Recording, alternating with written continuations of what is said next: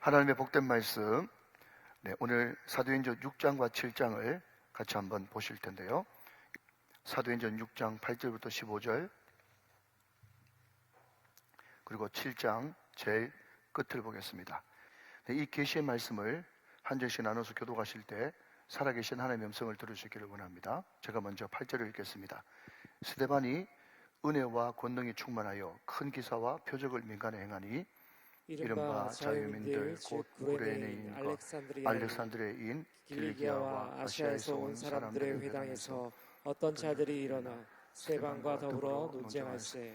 스데반이 지혜와 성령으로 말함을 그들이 능히 당하지 못하여 사람들을 매수하여 말하게 하되 이 사람이 모세와 하나님을 모독하는 말을 하는 것을 우리가 들었노라 하게 하고 백성과 장로와 서기관들을 충동시켜 와서 잡아가지고 공회에 이르러 거짓 증인들을 세우니 이르되 이 사람이 이 거룩한 곳과 율법을 거스려 말하기를 마지 아니하는도다.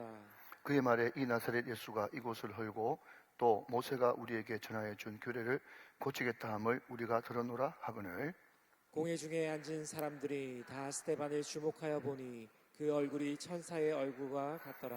아멘. 자, 스데반 설교가 쭉 7장에 나오고 있고요. 자, 마지막 54절부터 60절까지 또 교독하십니다. 사도행전 7장 54절로 60절입니다. 제가 54절을 읽습니다.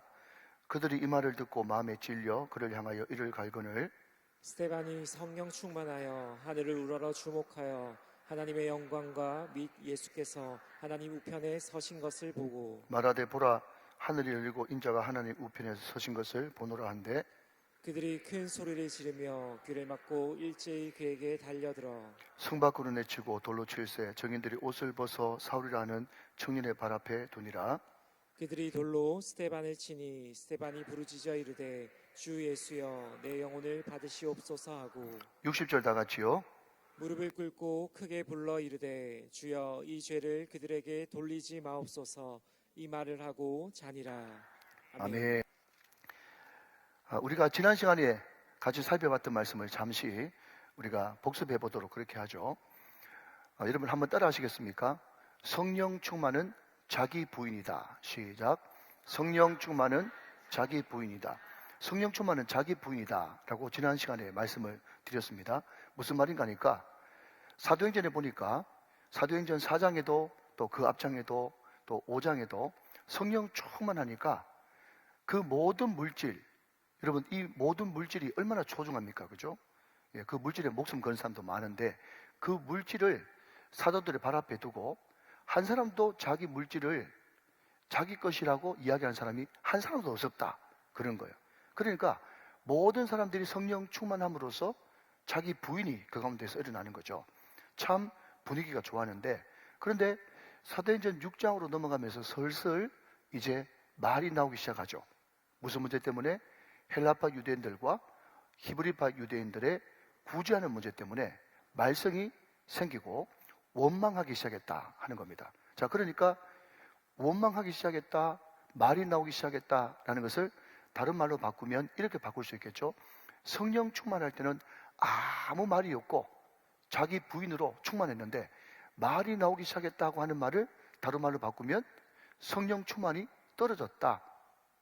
이것을 또 다른 말로 바꾸면 신본주의에서 인본주의로 변질되기 시작했다.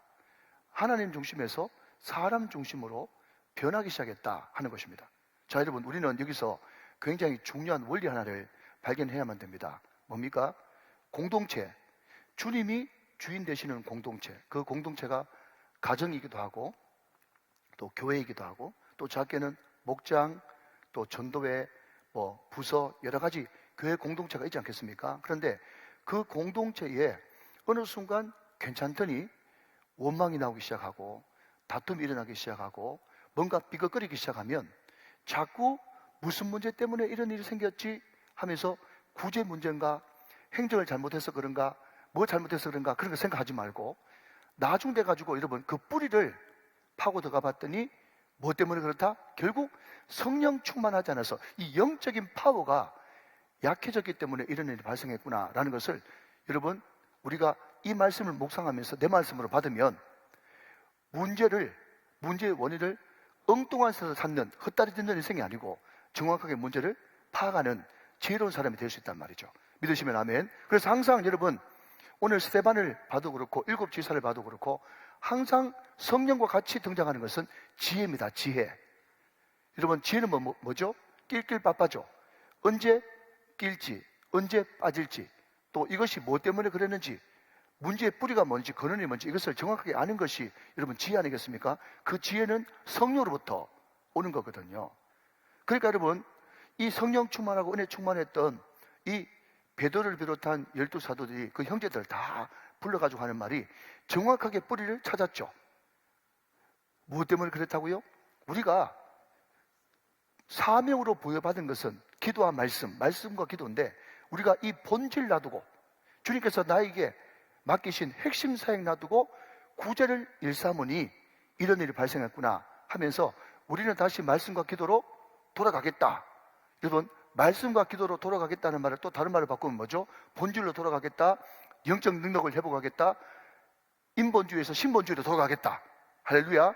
그렇게 결단했더니 이 모든 문제가 깔끔하게 해결될 뿐만 아니라 이 문제가 은혜 가운데서 해결되니 위기는 곧 기회라고 더 많은 성도들이, 허다한 무리들이 부흥되어지는, 그래서 제가 말씀드렸지 않습니까? 이때는요 여러분 굉장히 살벌할 때입니다.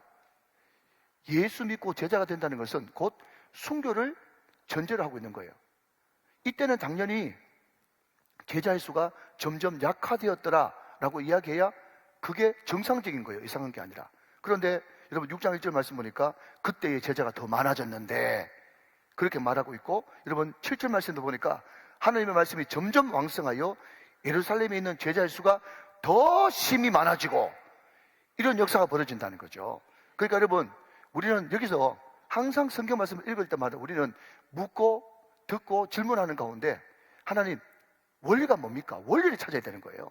곁다리 찾지 말고 원리, 다른 말로 말하면 뿌리, 다른 말로 하면 성공의 방정식을 찾아야 되는 거예요. 성공의 방정식이 뭐라고요? 성령 충만하면 됩니다. 신본주의로 나가면 됩니다. 본질 추구하면 됩니다. 이게 성경에서 끊임없이 이야기하는 거잖아요. 그랬더니 더 교회가 전화위복되어져 가지고 더 많은 그런 부흥을 경험하게 되었더라 하는 것입니다. 자, 여러분 보십시오. 만약에 구제가 문제였다면 구제의 능력 있는 사람을 뽑아야 되지 않겠어요? 일곱 일꾼을 택할 때 말이죠. 제가 일곱 일꾼이라고 이야기하는 것은 일곱 집사라는 말이 없습니다. 그래서 여기에 일곱 일꾼들은요, 일곱 집사라고 이야기해도 되고 일곱 장로 권사 다 해당되는 거예요. 그리고 오늘 우리가 읽고 있는 책이 사도행전이지만 사도행전 거기에 생략되지만 괄호 열고 뭐가 생략되는가 하면 일꾼행전이란 말이 생략됐어요. 이 사도행전은 사도들만의 행전이 아니고 은혜 받은 제자들의, 일꾼들의 행전이기도 하다. 이해가 되시면 아멘. 자, 여러분 보십시오. 오늘 이 말씀을 보니까 구제에 문제가 생겼으면, 그 구제가 문제의 핵심이었으면 구제 전문가를 택해야 되지 않겠습니까? 그죠? 만약에 행정이 잘못됐다 그러면 행정 전문가를 뽑아야 그게 정상이잖아요. 그 상식이잖아요. 그래서 제가 우리 목자님들한테 이런 이야기 했어요. 자, 여러분 한번 따라해 보시면 좋겠는데요. 자, 앞에 교회가라는 말은 그냥 제가 생략할게요. 그냥 교회를 이야기하는 겁니다. 자, 한번 따라하시면 좋겠습니다. 설교를 잘하면 교회가 부흥하고. 시작. 설교를 잘하면 교회가 부흥하고. 또 신방을 잘하면 교회가 따뜻해지고. 시작. 신방을 잘하면 교회가 따뜻해지고. 훈련을 잘하면 교회가 저력이 있어지고. 시작. 훈련을 잘하면 교회가 저력이 있어지고. 행정을 잘하면 교회가 평안하다. 시작. 행정을 잘하면 교회가 평안하다. 이것은 여러분 만고불변의 진리입니다. 맞아요. 예. 설교 잘하면 교회가 뜨거워지고요, 부흥되고요. 여러분 신방을 잘하면 교회가 따뜻해지죠. 또 교회에서 훈련을 열심히 하면 훈련받은 사람이 저력이 있죠. 밑에 가라앉아 있어서 그렇지.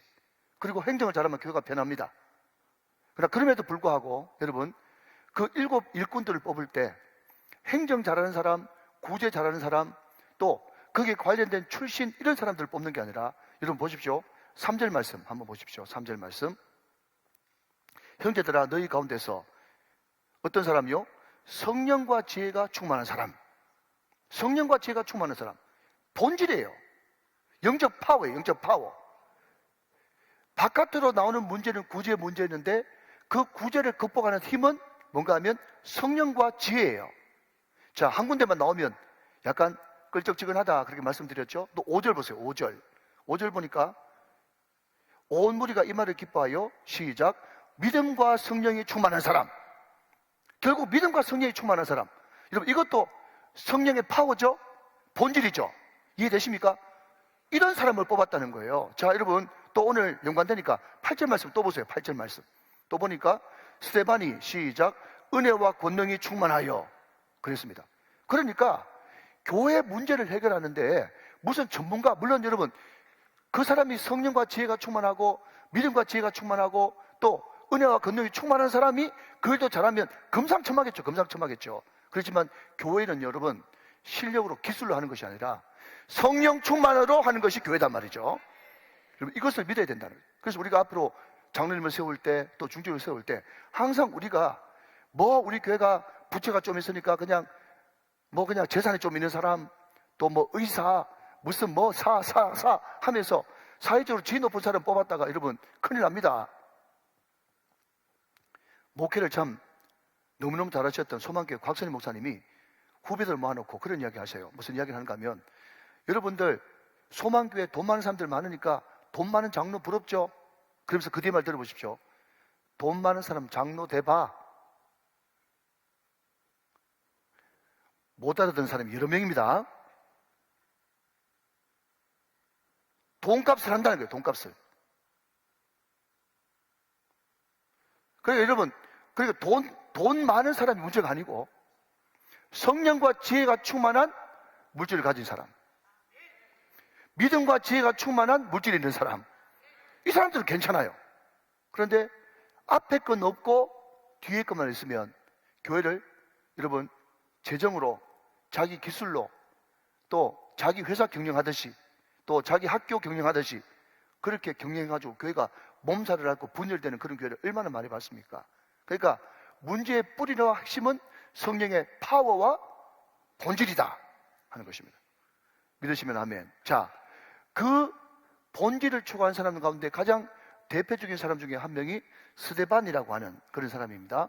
자, 여러분 여기서 잠깐 여러분 팁을 드리면 성경은 절대로 순서를 무시하지 않는다라는 것입니다. 여러분 사도행전에 봐도요, 앞에의 주인공은 베드로입니다. 그런데 뒤쪽으로 넘어가면 바울이에요. 그리고 바울도요, 처음에 여러분 그냥 소위 말해서 사도에 입문했었을 때는요, 바나바와 사울이라고 하는 바울 이렇게 등장했다가 나중에는 바울과 바나바로 바뀝니다. 순서를 절대로 거꾸로 하잖아요. 그리고 사도행전 13장에 보면 그게 안디옥 교회의 리더들을 쭉 한 5명 기록해 있거든요. 그때도 여러분 바울은 저 뒤쪽입니다. 그때 1번이 바나바예요. 그러니까 그때 리더십은 앞쪽에 있었다. 그러니까 절대로 성경은 질서의 책이기 때문에 앞뒤를 막 혼란시키지 않는다. 그러니까 7 일꾼 가운데 가장 말하자면 선임은 누구였다? 스데반이었다 하는 겁니다. 자, 그러면 여러분 스데반에 대해서 잠깐 한번 살펴보도록 하죠. 여러분 스데반이라고 하는 이름의 뜻은 면류관이라고 하는 이름 뜻이에요. 면류관. 여러분 이것을 그냥 헬라식으로 이야기하면요, 스테파노스. 예, 여러분 그 현대 성경이나 캐톨릭 성경책에 보면 스데반이라고도 안 하고 스테파노스 이렇게 해놨어요. 스테파노스 이렇게 부를 수 있죠. 면류관이라고 하는 뜻입니다. 근데 이 스데반은 정말 이름처럼 살았던 사람이에요. 근데 여러분 혹시 사개오라고 하는 사람의 이름의 뜻이 뭔지 아십니까? 청결, 거룩 이런 뜻이에요. 그래서 이름대로 못 살았죠. 근데 여러분 우리 울산은 우리 대한민국으로 따지자면 동쪽이죠? 동쪽이죠. 근데 제 이름이 동열이잖아요. 그래서 동열의 이름의 뜻이 뭔가 하면 동력 동자의 선비열자거든요. 선비. 동쪽에서 선비가 되라. 우리 할아버지가 그렇게 지어줬는데 내가 동쪽에서 목회할 줄이야. 아무튼 여러분 이름이라는 것은 굉장히 중요한 의미를 가지고 있어요. 그런데 여러분 아시다시피 여러분 구약에 야곱 어떻습니까? 야곱도 들쭉날쭉이죠. 그렇지 않습니까? 베드로는요 한 번씩 가다가 히트 쳤는데 베드로도 들쭉날쭉이에요. 바울도 여러분 인생 자체가 굴곡진 인생이에요. 그런데 여러분 시간 없기 때문에 다시 읽지 않겠습니다. 그런데 오늘 보면 3절에도 5절에도 8절에도 보니까 스데반의 인생은 한결같이 뭐죠? 성령과 지혜와 믿음과 은혜와 권능, 그런 좋은 단어들을 막 나열하면서 스데반의 인생은 정말 하나님 앞에 올곧은 인생으로 처음부터 끝까지 깔끔하게 인생을 마무리하는, 처음도 좋고 끝도 좋은 인생이었다. 오늘 저와 여러분에게 도전이 되시기를 주님의 이름으로 축원합니다. 자, 그러면 묻습니다, 여러분. 이 스데반이 사도예요? 아니면 제자입니까? 제자입니다. 사도 아닙니다. 여러분, 이 말을 여러분 2024년도 버전으로 바꿔야 나한테 은혜가 되겠죠? 그러니까 여러분, 스데반은 목사입니까? 목사 아닙니다. 성도예요. 제자예요. 근데 이 제자가 사도들도 들쭉날쭉했음에도 불구하고 이 제자 스데반은요, 성령과 지혜와 믿음과 은혜와 권능이 충만한 사람이었단 말이죠. 자, 그러니까 여러분 제가 뒤쪽에서 말씀드리겠습니다만은 하나님이 감당할 시험밖에 주신 일이 있습니까? 없습니까? 없죠. 그죠? 그러니까 그 사람이 감당할 만하니까 그 사람한테 줬겠죠. 그러니까 여러분 위로를 받으십시오. 제가 립서비스가 아니고 죄송합니다. 그냥 저는 지금 눈이 좀 침침해가 아무도 안 봅니다. 아무도 안 보여요. 아무도 안 보여요. 무슨 이야기인가 하면 남편이 믿음도 없고 늘 술 마시고 희한한 인간들 있지 않습니까? 저는 하나도 안 보여요. 하나도 안 보여요. 남편 그런 사람이 있거든요. 평생 속 썩은 사람. 그런 사람을 만났을 때 제가 그냥 괜히 하는 말이 아닙니다. 제가 말씀을 연구해 보니까 그렇더라고. 그런 남편을 만났을 때 믿음이 없고 아직까지 은혜를 못 받으면 말이죠. 하나님, 내가 3대째 믿는 가정에서 태어나가지고 저런 인간을 왜 만나게 하셔가지고 도대체 내가 무슨 죄를 지었간데 저런 인간을 만나게 하셔가지고 평생 고통을 받고 이렇게 험악한 인생을 살게 하십니까? 하면서 얼마나 많은 여인들이 교회 와서 울고 하나님을 원망해요. 그래서 여러분 이것을 옳게도 보고 거꾸로도 보면 말이죠. 여러분 위로드립니다. 하나님이 그런 이상한 인간 감당할 만하니까 주신 줄로 믿으시기 바랍니다. 이게 절대로 여러분 립서비스가 아니고 하나님은 감당할 시험밖에 주신 일이 없다고 그랬어. 그러니까 지금도 여러분 강원도나 저기 낙도나 그런 데 가면 버젓한 대학 나오시고 공부 잘하고 여러분 기도 많이 하시는 그런 목사님들이 성도들 여러분 5명, 10명 데리고 사례비 여러분 못 받고 고기 잡고 여러분 일하고 노가다 하면서 30년 동안 섬지키는 목사님들이 있어요. 그 사람들이 여러분 저보다 못해가지고 죄송합니다 여러분, 우리가 이름만 되면 아는 그런 큰 게 목사님보다 못해가지고 그래서 그렇게 30년 동안 버티고 계십니까?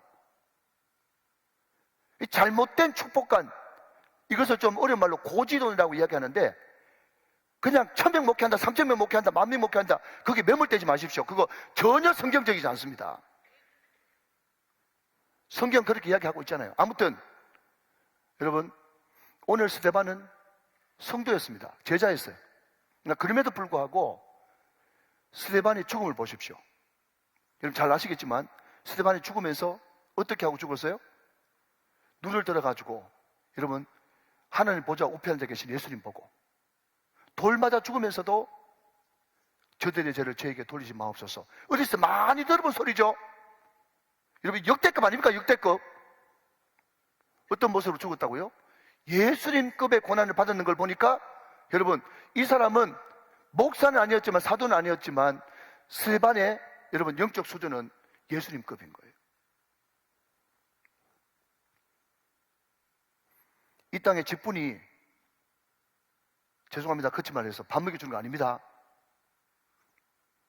얼마나 그 사람이 주님과 깊은 관계 가운데 있는가, 그게 중요한 거예요. 자, 근데 여러분 그럼에도 불구하고 우리는 절대로 성경을 풀 때 그렇기 때문에 우리는 스데반을 본받읍시다 그렇게 이야기하면 성경을 잘못 푸는 거예요. 자, 그러면 스데반을 이야기할 때 성령과 지혜가 충만한 사람이었다, 믿음과 성령이 충만한 사람이었다. 자, 8절 말씀 한 번 더 읽읍시다. 시작. 스데반이 은혜와 권능이 충만하여 큰 기사와 표적을 명간에 행했다. 은혜와 권능이 충만한 사람이었다라고 하는 이것을 계속 강조한 것은 말이죠. 그렇기 때문에 스데반 본받아야 된다. 그렇기 때문에 바울 본받아야 된다. 그렇기 때문에 모세 본받아야 된다. 이것은 인본주의적인 그런 해석이고, 신본주의 해석은 말이죠. 왜 하나님께서 스데반에게 계속해서 성령과 지혜와 믿음과 지혜와 은혜와 권능을 계속해서 붙여놨는가라고 물으신다면 이렇게 여러분에게 대답하고 싶어요. 이 사람이 이렇게 살 수 있었던 힘은 바로 성령이었다. 권능이었다. 은혜였다. 성령께로부터 오는 지혜였다. 성령께로부터 오는 믿음이었다. 이 사람의 사는 힘은, 이 사람이 이렇게 할 수 있었던 것은, 예수님과 같은 그런 급의 순교를 할 수 있었던 것은 바로 스데반의 힘이 아니라, 스데반이 그렇게 살 수 있었던 힘은 성령이었다. 지혜였다. 은혜였다. 권능이었다. 믿음이었다. 자, 그렇다면 너는 무슨 힘으로 사는가? 이게 질문이에요. 너는 무슨 힘으로 사는가? 성경이 여러분 성령을 통해서 저와 여러분에게 주시는 도전이죠. 사신 여러분, 무슨 힘으로 사십니까? 무슨 힘으로 사세요?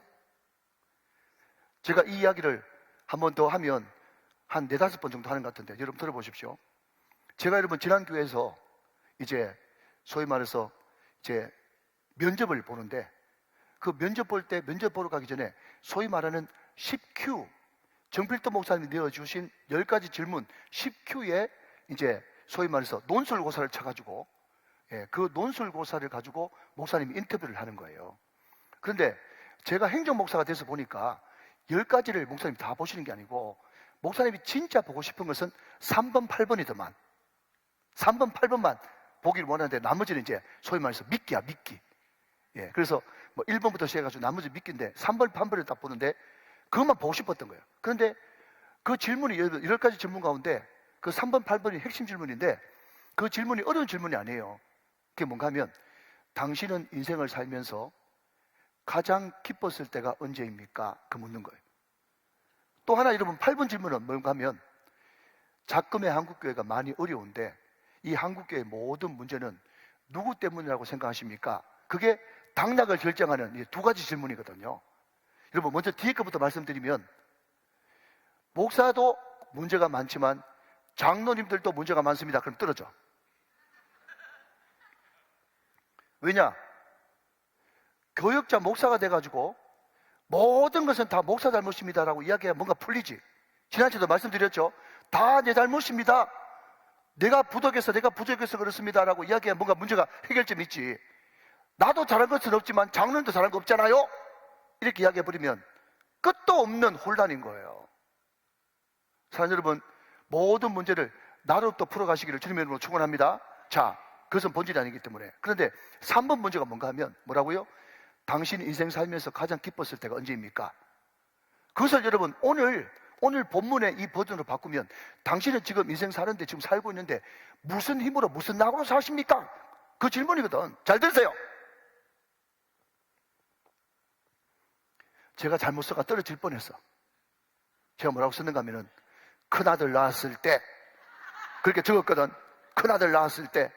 그렇게 이야기하니까 목사님이 다른 거는 다 이제 노란색 형광펜으로 끝났는데 그거는 빨간색 형광펜도 또 끝났어. 내일 봤거든요. 그랬더니 하는 말이, 아니 예수 믿고 기쁜 게 그렇게 없어? 예수 믿고 기쁜 게 그렇게 없어 그러더라고. 그런데 여러분, 저는 그때 항변하고 싶었어요. 목사님이 영적인 걸 적으라 그러면 적었을 텐데 그냥 질문이 정말 좀 모호하다. 그런데 그분 관점에서는 뭔가 하면 질문이 모호한 게 아니라, 네가 정말 예수님을 제대로 만났으면 어떤 모호한 질문을 던졌어도 답정 너라고. 답은 무조건 주님 만났을 때.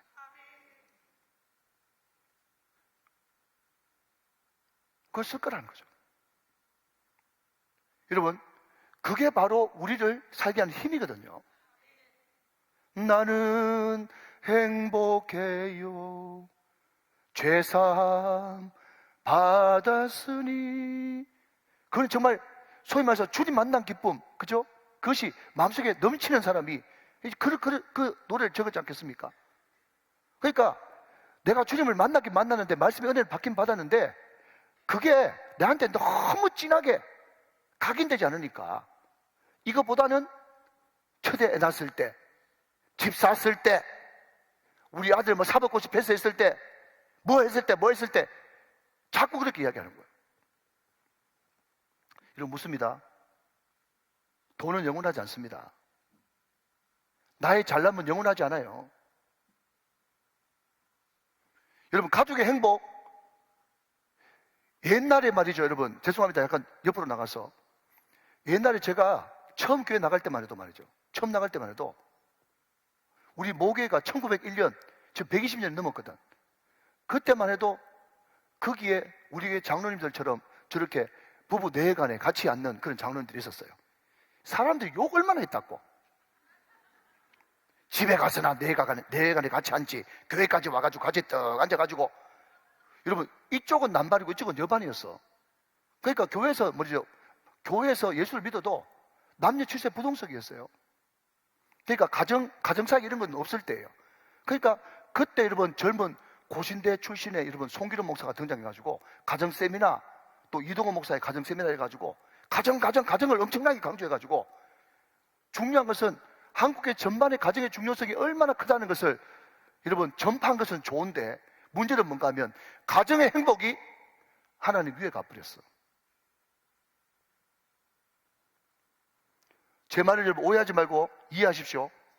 가정 행복이 중요하지 않는다는 건 아닙니다. 가정 너무너무 중요하죠. 우리 하나님이 직접 창설하신 두 기관이 있으니 하나는 가정이요, 교회입니다. 가정이 너무너무 중요해요. 그러나 그럼에도 불구하고 가정의 행복이 하나님 위에 올라가면 안 됩니다. 이해하셨습니까?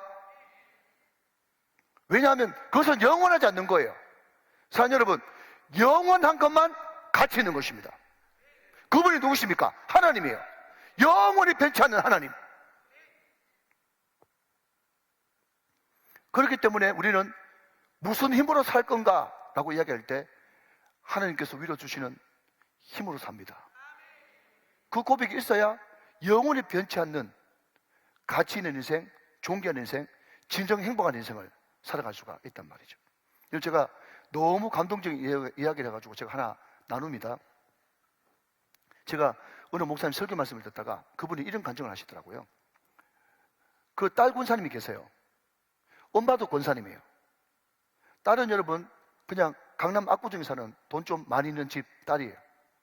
뭐 사이를 잘 만났겠죠. 근데 어머니는 강원도 홍천에 있는 분이세요.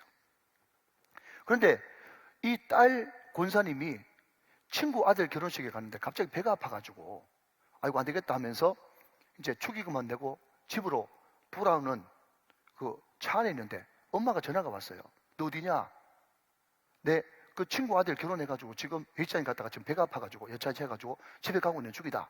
그렇게 이야기를 하니까 나 너 집에 들어와 있다. 빨리 오너라. 그런 거예요. 엄마 왜 말도 없이 어떻게 왔어요? 그랬더니 막 쫓아 뛰어가가지고 각설하고 집에 갔어요.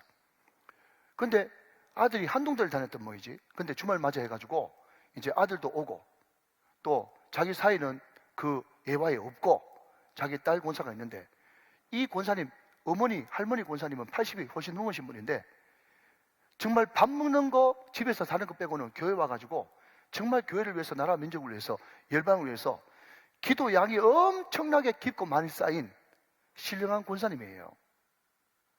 근데 자기 엄마는 낙이 예배밖에 없기 때문에 예배를 드립니다.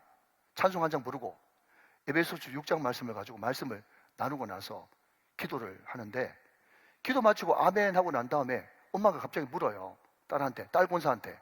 너 아까 배 아프다 그러더니 아직 아프냐? 네, 아직 아파요. 그랬더니 권사님, 엄마 권사님이 말이죠. 엄마 권사님이 밑도 끝도 없이 딸 권사님, 애가 대학생 정도 다니니까 뭐 나이도 없고 꽤 되지 않겠습니까? 딸 권사 등을 말이죠. 손바닥으로 탁, 탁, 탁 세 번을 치면서 뭐라고 이야기하는 게 아니라 하나님이 주시는 힘으로 살아라 하면서 등을 세 번 탁 두드리는데 놀라운 것은 엄마가 등을 3번 두드려주는데 순간 배 아픈 것이 싹 사라지면서 깨끗하게 나와버렸단 말이에요. 그러니까 딸이 하는 말이, 엄마, 손님도 좋고 아직까지 정정하시네요. 엄마한테 신유연사가 있는가 봐요. 그렇게 이제 하고는, 엄마 잠깐 여기 앉아 계시면 내가 가서 유자차 한 잔 내올 테니까 잠깐 앉아 계셨다가 유자차 한 잔 잡수고 방에 들어가서 한숨 주무세요. 피곤하실 텐데 하면서 부엌에 가가지고 유자차를 타가지고 다시 거실로 가져 나오는데, 엄마가 그 사이에 이렇게 소파에 기대가 있더래요. 아이고, 엄마 많이 피곤하셨구나, 주무시네 하면서 보니까 엄마가 그렇게 그대로 천국 가신 거예요.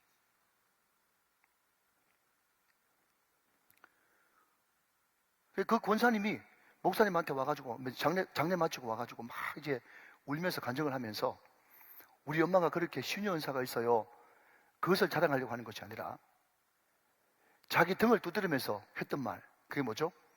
하나님이 주시는 힘으로 살아라. 그 말이 자기 엄마의 마지막 자기에게 준 유언이 됐단 말이죠. 사랑하는 여러분, 오늘 스데반이 이렇게 처음부터 끝까지 한결같은 인생을 살고 순교 아름다운 제물이 될 수 있었던 첫 번째 이유는, 그는 성령으로 살았습니다. 성령으로부터 오는 지혜로 살았습니다. 성령으로부터 오는 믿음으로 살았습니다. 성령으로부터 오는 은혜로 살았습니다. 성령으로부터 오는 권능으로 살았습니다. 그러니까 스데반을 본받자 지금 그 이야기를 하는 것이 아니고, 오늘 말씀의 핵심은 과연 너를 지탱하는 힘, 과연 너를 지금 여기 있게 한 힘, 너를 떠받쳐주는 힘, 그것이 무엇이냐? 그 질문을 우리들에게 묻고 있는 거예요. 여러분, 금요 기도회니까 이야기 한 자리 더 합시다. 제가 지난달에 우리 교육자님들 몇 분하고 대전 소로남교회에 교육자 세미나를 갔어요. 거기에 감자탕 교회 조연선 목사님이 왔어요, 강사로. 여러분, 감자탕 교회가 왜 감자탕 교회인가 하면요, 제일 처음에 개척할 때 그냥 상가 건물을 얻었는데, 교회가 광염교회인데 광염교회 간판은 없고 감자탕이 워낙 잘 돼가지고 감자탕이 이렇게 크게 간판해가지고 그 감자탕 간판에 그냥 교회 간판이 갇혀버려가지고 그냥 감자탕 교회가 된 거예요. 근데 이 목사님이 공부도 많이 하시고 또 뚜렷한 비전을 가지고 개척을 하셨는데, 얼마나 꿈이 큰지 서울에서 전도지 제일 많이 돌리는 교회, 가정을 살리는 교회 막 이렇게 해가지고 자기가 이제 광염교회 조연산 목사 그렇게 이제 그 전도지를 만들어가지고 돌리는데, 항상 거기에 괄로 열고 뭐라고 적혀놓는가 하면 가정사역자 이렇게 적어놨대요. 가정사역자. 가정에 이제 관심이 많고 또 훈련을 거기에 대해서 받고 공부도 하는 모이죠. 자기는 가정사역자고 누구보다도 그 분야의 전문가라고 생각했대요. 그런데 자기가 개척해가지고 얼마 안 된 때의 에피소드를 이야기해 주는데, 자기 교회에서 찬양대 열심히 하고 예배 열심히 나오는 어떤 여집사님 한 분이 전화가 와가지고, 목사님, 저희 집에 빨리 좀 신방 와가지고 저 좀 도와주세요 하면서 SOS 긴급 이제 그냥 요청이 들어왔는 거예요. 여러분, 개척한 목사가, 여러분 담임 목사도 밤 12시 돼가지고 여러분 전화기를 무금으로 해가지고 못 받으면 몰라도, 여러분 담임 목사도 12시 돼가지고 신방 가겠어요? 가겠죠? 저도 쫓아뛰어 갔어요. 그리고 가정에 문제가 일어났다고 그러니까 자기 전문 분야인데 안 갔겠습니까? 그런데 딱 그 집 집사님 문 열고 떡떡하니까 말이죠, 가정이 난장판이 난 거예요. 난장판이 나가지고 막 유리가 깨져 있고 막 책상이 막 엎어져 있고 책장이 막 다 쏟아져 있고 난리법석이 난 거예요. 그래서 목사님이 그 남편 아내를 불러가지고 뭐 자기 전공 분야를 가지고 이렇게 하면 안 된다 하면서 설득하고 위로하고 기도하고 이래가지고 이제 겨우 남편 아내를 화해를 붙여놓고 자기가 교회에 와가지고 정말 뿌듯한 마음으로, 나는 그래 새벽 12시, 1시, 2시까지 나는 신방에서 생각하면서 굉장히 마음이 뿌듯했단 말이죠. 자, 그런데 문제는 뭔가 하면 그 다음 주일부터 교회 안 나오는 거예요. 그 다음 주부터 교회 안 나와요. 부목사님도 보내고 자기도 찾아가고 여러 사람들 다 보내가지고 갔는데, 그 사람들이 교회를 딴 데로 아예 옮겨버리는 거예요. 그러면서 그 간증을 하면서 그 목사님이, 조윤삼 목사님이, 광염교회 조윤삼 목사님이 이런 이야기를 합니다. 사랑하는 목사님들, 그때 만약에 제가 신방 안 가고 그냥 기도하겠습니다 하면서 하나님 앞에 맡기고 기도만 하고 있었다 그러면, 그분 표현입니다. 그때 당시에는 좀 원망스러울지 모르겠지만 이 집사부부가 또 찬양대 와가지고 할렐루야 할렐루야 찬양하고 있었을 거라는 거예요. 근데 그때 그 목사님이 신방 가가지고 볼 거 다 볼 거 다 보는 바람에 그분들이 부끄러워가지고 교회 못 나오는 거예요. 여러분, 저는 그 간증 들으면서 전적으로 동감이 되더라고. 그러면서 그분이 하는 말이 뭔가 하면, 자꾸 성도들을 자기 양이라고 이야기하지 말라는 거죠. 내가 어떻게 책임집니까? 아, 목사님 또 이렇게 이야기하는 거 보니까 책임 안 지려고 하시는가 보다. 여러분, 그게 아니고, 여러분, 원칙적으로는요, 성도들을 목사가 책임 못 지는 거예요. 그 양이 내 양이 아니라 주의 양이기 때문에 하나님 앞에 끊임없이 부탁하는 거예요. 하나님, 내 힘으로는 안 됩니다. 주님이 책임져 주시옵소서. 주님 앞에 맡겨야 되는 거예요. 주님 책임져 달라고 부탁드려야 되는 것입니다. 그게 목회지. 그래야 그때부터 하나님이 하신다고 하는, 여러분, 진정한 자유함 있고 평안이 넘치는 것이지, 내가 무슨 재주로 여러분 그 부부싸움을 뜯어말릴 수 있고 그 갈라진 부부 사이를 자기가 어떻게 한단 말입니까? 맡겨야 되는 거예요. 주인 바뀌어야 되는 것입니다. 주인 바꿔야 되는 것입니다. 사랑하는 여러분, 인생의 주도권을 하나님 앞에 맡기십시오. 그분이 공급하는 힘으로만 하시고요, 그분이 가라 하는 데까지만 가고 서라 하는 데까지 서십시오. 그래야 여러분 가운데 자유와 평안이 넘칩니다. 여러분, 요한복음 6장 16장에 보면 무슨 말씀합니까? 평안을 너에게 끼치노니 이 평안은 세상이 줄 수 없는 평안이니라 말씀하고 있는 거예요.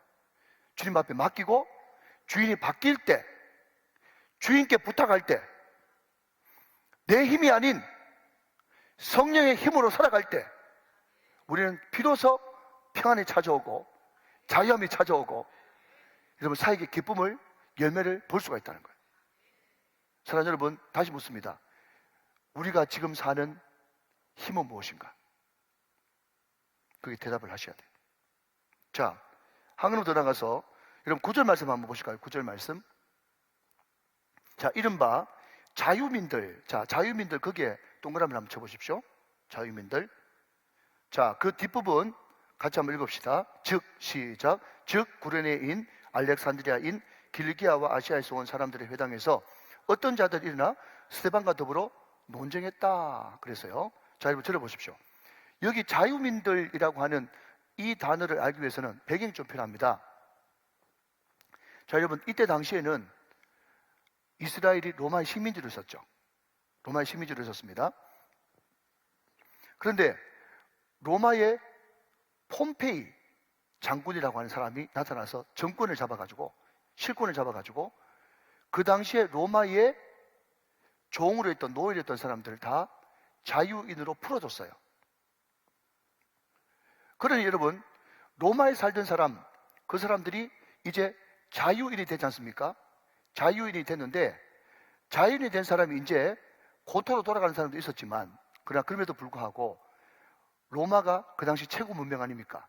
그리고 그게 오랫동안 여러분 정착해서 살던 사람이니까, 여러분 만약에 미국에 이민 갔던 사람이 한국으로 그냥 다시 역이민 오기가 쉽지 않겠죠? 그럼 제가 아는 어떤 사람들도 미국 살다가 그냥 한국이 그리워가지고 한국에 역이민을 잠시 왔어요. 그런데 그 사람들이 하는 말이 뭔가 하면, 한국 오니까 너무 복잡하고, 죄송합니다, 너무 시끄러워 못 살겠대. 그러니까 평생 거기 살다가 다시 오는 것이 쉽지 않습니다. 그런데 시간이 지나면서 그럼에도 불구하고 이제 사람들이 다시, 디아스포라가 흩어졌던 사람들이 주섬주섬 다시 이제 예루살렘으로 또 이스라엘로 돌아오는 거예요. 그런데 문화가 전혀 맞지 않으니까 이 사람들이 또 로마 제국에 흩어져 있던 그곳 있지 않습니까? 여기 등장하는 아시아인들 말이죠. 구레네, 알렉산드리아, 길기아, 아시아 온 사람들. 그러니까 예를 들면 이런 거죠. 자, 저를 한번 보십시오. 미국에 이민 살던 사람들이 한국에 오니까 한국의 교회하고 자기들 신앙하고 잘 안 맞아가지고 그냥 미국에서 여기에 온 사람들이 미국인 회당을 만든 거예요. 이해되십니까? 또 일본 살던 사람은 일본인 회당을 만들고, 여기 등장하는 구레네, 알렉산드라인, 길기아인, 그 바로 이 이야기들이 자유민들이라고 하는 이 사람들이 거기에 놓여 있다가 폼페이 장군에 의해 가지고 자유인이 돼 가지고 다시 이스라엘에 돌아왔는데 전통 유대인들하고 잘 안 맞아 가지고 자기들만의 회당을 세웠다. 지금 그 이야기를 하고 있는 거죠. 이해가 되시면 아멘. 자, 그런데 말이죠. 그 회당에서 변론이 일어난 겁니다. 그러니까 이 사람들은요, 유대교의 구약에 정통한 그런 사람입니다. 근데 그 사람들이, 자, 좀 더 봅시다. 9절에 온 사람들의 회당에서 어떤 자들이 일어나 스데반과 더불어 논쟁했어요. 자, 성경 가지고 이제 논쟁한 거죠. 자, 10절 말씀. 스데반이 지혜와 성령으로 말함을 그들이 능히 당하지 못하여. 자, 100번 토론이 붙었는데 거기에 여러 면이 붙었는데 한 사람 못 당해내는 거예요. 한 사람 못 당해냈습니다. 자, 그러면 여러분 보십시오. 완전히 논리에서 또 성경에서 신앙에서 졌어요. 그러면 당연히 우리가 이성적으로 생각할 때는 어떻게 생각해야 되죠? 논쟁에서 졌으니까 졌다 이렇게 이야기 되지 않습니까? 그런데 절대로 사람들은 졌다고 안 합니다. 그러니까 여러분 잘 들으십시오. 내가 여기서 말싸움에서 논쟁에서 이겼다고 끝났다 생각하면 순전한 사람입니다. 어떤 세상의 논리보다 더 강력한 것은요, 싫은 거예요. 잘 들으십시오. 세상의 어떤 논쟁보다 더 강력한 것은 뭐라고요? 그냥 싫다니까. 왜? 원인이 뭐 필요 없는 거 싫다는데, 그냥 싫다는데. 그게 어떤 논쟁보다 더 위에 있는 거 그냥 싫은 거예요, 싫은 거예요. 그러니까 이 사람들이 완전히 100분 토론에서 완전히 깨졌음에도 불구하고, 그럼에도 불구하고 이 사람들이 거기서 그만두느냐? 그만 안 두죠. 11절 말씀. 사람들을 매수하여 말하게 하되, 이 사람이 모세와 하나님을 모독하는 말을 하는 것을 우리가 들어노라 하면서 이제 거짓말 하는 겁니다. 자, 12절 말씀. 백성과 장로와 서기관들을 충동시켜 와서 잡아가지고 공에 이르렀어요. 공에 이르렀습니다. 자, 그리고는 여러분 13절 말씀 보니까 거짓 증인들을 세우니 이르되 이 사람이 이 거룩한 곳과 율법을 거슬려 말하기를 마지 아니하도다 그랬습니다. 자, 여러분 여기에 밑줄 한번 그어보십시오. 거짓 증인들을 세워가지고 스데반을 꼬투리 잡기를, 뭐 가지고 꼬투리 잡았냐 하면 거룩한 곳, 거기 밑줄 그으시고요. 두 번째, 율법. 자, 율법은 율법 알겠어요. 근데 거룩한 곳, 이것을 두 글자로 바꾸면 성전. 성전 문제하고 율법 문제, 예, 이것을 가지고 이제 말하는데, 말은 잘하고 논리는 탁월한데 지금 이단 사상을 전하더라. 지금 그 이야기를 사람들 매수해가 충동질 시켜가지고 지금 거짓 증언하는 겁니다. 자, 여러분 먼저 우리가 잘 아는 성경 구절 하나 보고 가겠습니다. 누가복음 12장 11절 12절 말씀을 같이 한번 보고 가실게요. 누가복음 12장 11절 12절 말씀입니다. 자, 잘 하실 말씀이죠. 자, 같이 한번 읽어볼까요? 시작. 사람이 너희를 회당이나 위정자나 권세 있는 자 앞에 끌고 가거든 어떻게 무엇으로 대답하며 무엇으로 말할까 염려하지 말라. 12절 시작. 마땅히 할 말을 성령이 곧 그때에 너에게 가르치시리라 하시니라. 아멘이십니까? 자, 이 말씀을 왜 여러분에게 소개하는가 하면 지금 스데반하고 회당에서, 그죠? 공에 끌려가가지고 그 사람들하고, 많은 사람들하고 성경 전문가들하고 논쟁 붙었죠. 근데 그 논쟁 붙었을 때 이겼습니까? 졌습니까? 이겼죠. 당해낼 수가 없었잖아요. 그죠? 여러분, 누가복음 12장 11절 12절 말씀 이루어졌죠? 그러니까 스데반이 정말 똑똑하고 말 잘했구나 이렇게 접근하지 말고, 우리 성경을 믿는 사람들은 아, 예수님께서 너희들이 공에 끌려가고 할 때 절대로 무엇을 말할까 두려워하지 말라. 성령께서 정확하게 하신 말씀을 가르쳐 주시리라 라고 하신 이 말씀이 그대로 이루어지고 말았구나. 그렇게 믿어야 된다는 거예요. 믿으시면 아멘. 자, 그런데 이 사람들이 거짓 증인들을 세워가지고 결국 죄목을 뒤집어 씌운 것이 두 가지입니다. 자, 몇 절 보시는가 하면 14절 말씀을 보세요. 14절 말씀. 그의 말에 지금 스데반이 지금 말해하면서 거짓말 하는 겁니다. 14절. 이 나사렛 예수가 이곳을 헐고, 자, 거기에 빗금을 한번 그어 보십시오. 사선을 한번 그어 보세요. 자, 이 나사렛 예수가 이곳을 헐고, 자, 지금 이 제목이 뭐죠? 거룩한 곳, 성전. 성전 지금 건드렸고, 그 다음 또 모세가 우리에게 전하여 준 규례를 고치겠다 함을 우리가 들어노라 하거늘 그랬습니다. 자, 여러분, 모세가 우리에게 전해 준 규례, 이게 뭡니까? 율법이죠. 그러니까 여러분, 이 사람들은 하나님 위에 뭐가 있는 겁니까? 성전이 있고요. 하나님 위에 뭐가 있는 겁니까? 율법이 있는 거예요. 하나님 위에예요.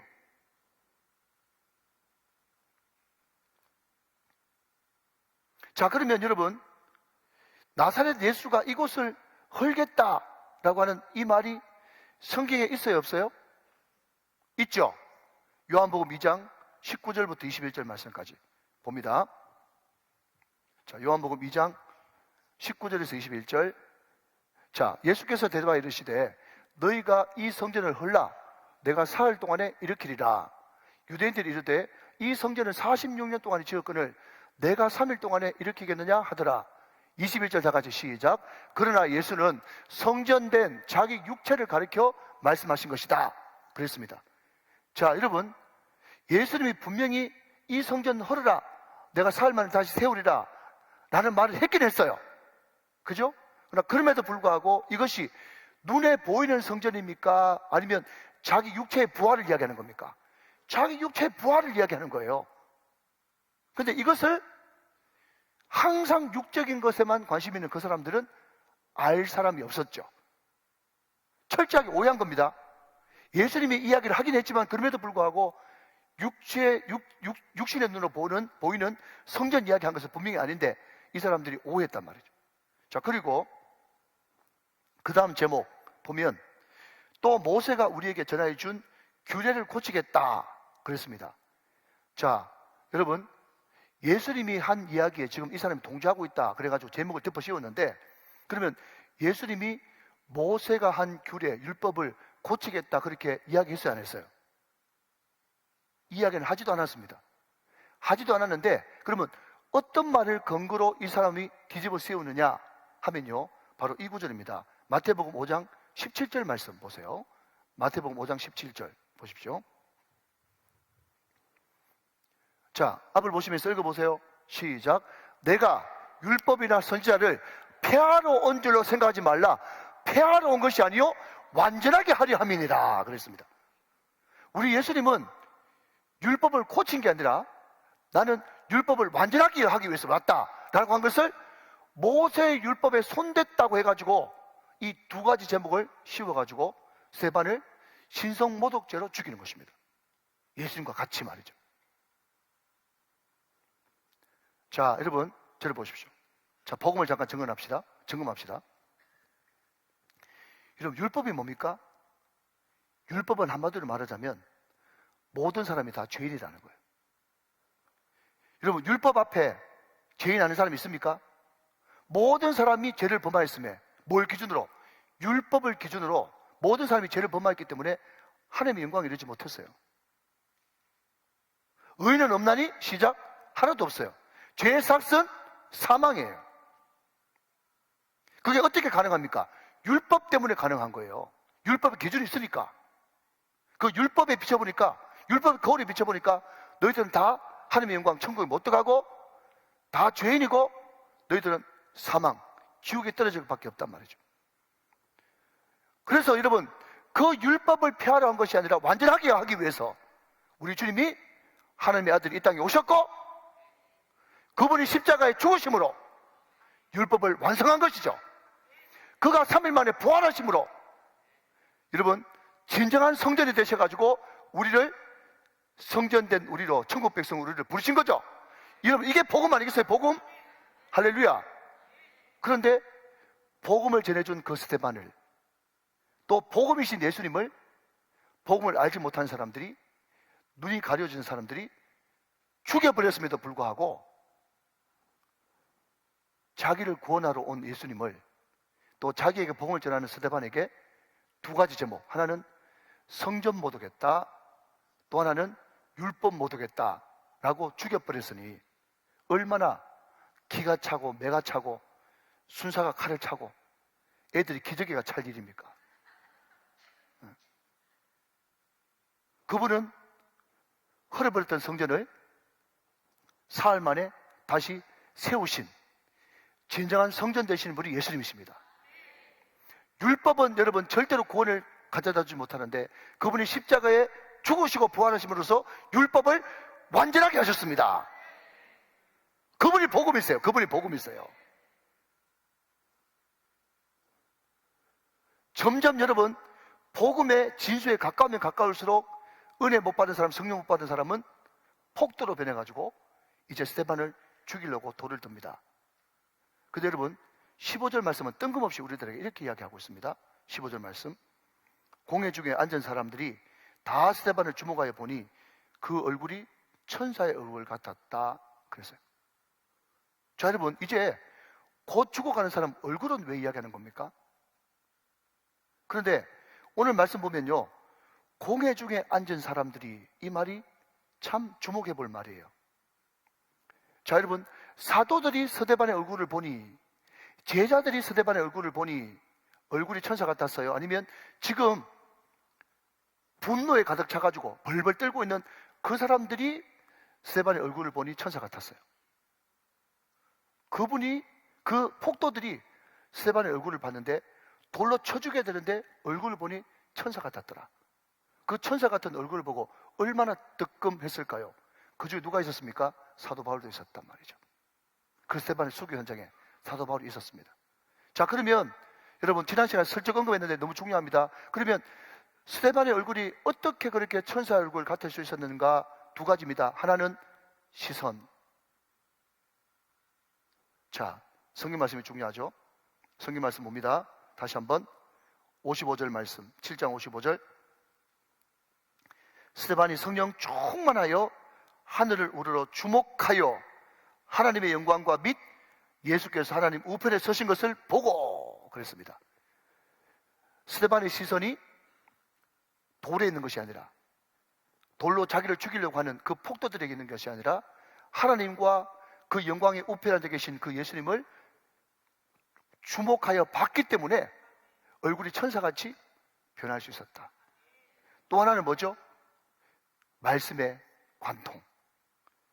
그 말씀이 스데반을 관통했기 때문에 얼마든지 그 고난과 핍박을 이겨낼 수 있는 힘이 주님을 바라보는 시선과 말씀에 관통하는, 말씀의 관통 때문에 그것이 가능했다는 거죠. 또 하나 여러분, 예수님이 우편에 서셨다라고 하는 이것은요, 스데반에게만 나오는 독특한 표현입니다. 예수님은 하나님, 성부 하나님과 성령 하나님과 같은 위격에 있는 분이기 때문에 항상 앉아 계셔야 됩니다. 그런데 이때만 유독 예수님이 서 계셨어요. 서 계시다는 말이 무슨 말인가 궁금해서 찾아봤더니, 예수님이 서 계셨다고 하는 말은 하나님의 제가를 받았다, 이렇게 바꿀 수 있다 그래요. 절대로 여러분 하나님의 허락 없이는 순교자가 나올 수 없습니다. 그런데 예수님이 번뜩 서가지고 스데반을 맞이하는 것을 보니 하나님이 스데반을 순교자의 반열에 세우기 위해서 제가를 하시고 윤호를 하셨기 때문에 예수님이 서서 스데반을 맞이하는 것입니다. 그리고 여러분, 얼굴이 천사같이 빛났다라고 하는 것은요, 그 안에 예수로 가득 찬 것이 있기 때문에 안에서 가득 찬 것이 바깥으로 드러나는 거죠. 자, 마지막으로 여러분 재밌는 이야기 하나 합니다. 울산에 이름을 밝히지 않습니다만은 족구를 되게 좋아하는 목사님이 한 분 계세요. 이분은 뭐 무슨 일이 있어도 족구를 해야 되고, 또 족구가 제일 좋은 운동이라고 늘 족구를 이렇게 이야기하는 족구 전파자라고 그럴까요? 전도사라고 그럴까요? 그런 분인데, 이분이 한 번은 저한테 이제 이렇게 고백하는 거예요. 무슨 고백하는가 하면, 목사님, 내가 아무래도 족구에 미쳤는가 봐요. 그래요. 왜 그렇습니까? 그랬더니, 어디 차 몰고 가는데, 예? 족구한다, 이렇게 돼 있는 거. 이제 빨간 글씨로 족구한다, 이게, 그게 써져 있대요. 그래가지고, 무슨 족구한다를 현수막에 다 붙여놓나 했더니, 강력히 촉구한다. 이거를 그냥 차 타고 쓱 지나가는데, 머릿속에 뭐가 남아있으니까? 계속 족구만 남아있으니까, 족구한다. 그래서 도대체 족구를 어디서 하냐? 내가 강한 심판에도 봐줘야 되는 거 아니냐? 그래서 생각하고 족구한다. 그렇게 돼 있대요. 여러분, 사람이라는 것은 마음속에 있는 것이 얼굴로 드러나게 돼 있어요. 그런데 이 스테반이 말이죠. 정말 성령 충만하고 믿음 충만하고 은혜가 충만하니까 정말 돌을 들고 서 있는 그 사람들 앞에서도 얼굴이 천사같이 빛나는 그런 역사가 일어나지 않습니까? 할렐루야. 오늘 저와 여러분들이 이 말씀을 다 들었습니다. 다시 한 번 더 이 말씀을 우리가 붙들고, 하나님, 내가 과연 무슨 힘으로 사는가? 그리고 내가 어떤 순간에도 성령에 붙들려 가지고 정말 나를 반대하고 또 복음을 받아들이지 않는 그 사람들 앞에서도 담대하게 복음을 전하는 성령의 권능을 입고 있는가? 그리고 내 마음이 예수로 충만해서 내 얼굴이 정말 천사처럼 빛나는 그런 얼굴로 주님 앞에 나가고 있는가? 그것을 깊이 한번 생각하시면서 은혜 받는 복된 시간 다 되시기를 주 예수 그리스도의 이름으로 축원합니다. 축복합니다. 축원합니다.